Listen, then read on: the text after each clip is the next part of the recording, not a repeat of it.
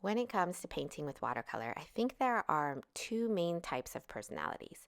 The type that will do studies and tests before diving into a painting, perhaps swatching colors and making a plan, even if it's a rough one. Then there are types that are more like me, the type that has a visual idea of what the end result will be and a rough idea of how to approach it, and then puts paint onto paper. No swatching, no studies. And for me, if I fail, I just keep trying the same way or I abandon it altogether and move on. I believe both are valid. Both are forms of practice. One is more methodical, the other is more learn as you go. Both result in putting in brush time, which ultimately results in experience and progress. In this video, I'm sharing with you how you can channel both personalities into your next practice session. Perhaps you might want to give it a try. Here I'm practicing clovers in a video lesson for the Paint With Me membership community. Clovers are more simple to paint when isolated and more complex when grouped together. The goal of the class is to experiment with how to practice a grouping of them in a loose, abstract way, and this is how I took them through that practice. As I mentioned, I will usually jump right in to a painting, but I think there is experience to be gained by breaking down a subject and testing out techniques and elements.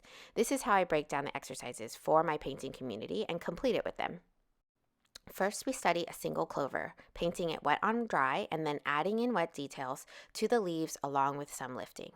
Then we study another clover, this time painting it wet on wet, going for it all at once, and then adding in a background for contrast and a soft effect.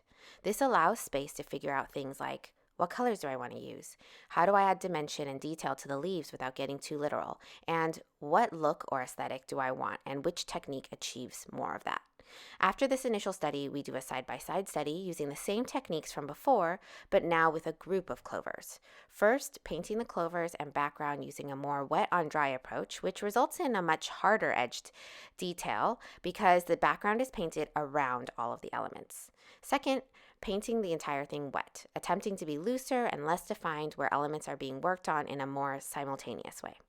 All of this was done with the intention that none of them were going to be final paintings, which doesn't come natural to me, as I mentioned before, since I tend to like to jump right in and paint that final piece. As a watercolor friend describes it, one and done is more of how I normally paint in my creative practice.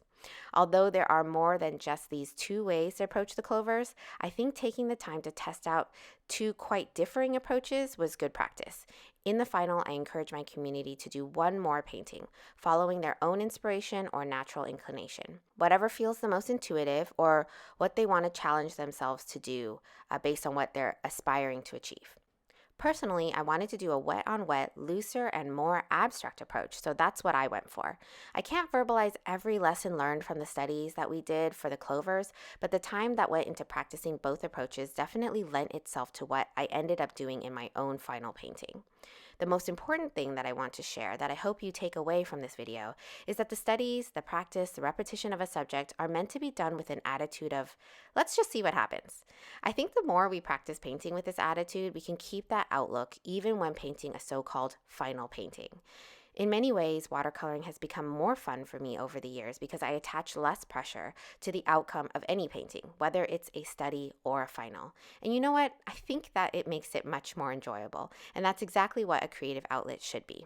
So I hope that you enjoy watching the rest of this time lapse for my final clovers. If you want to take the clovers class, which includes guided lessons for all the studies I shared in this video, check out the Paint With Me community. I'll leave a link in the description box below. Thank you so much for watching, and I will see you next time.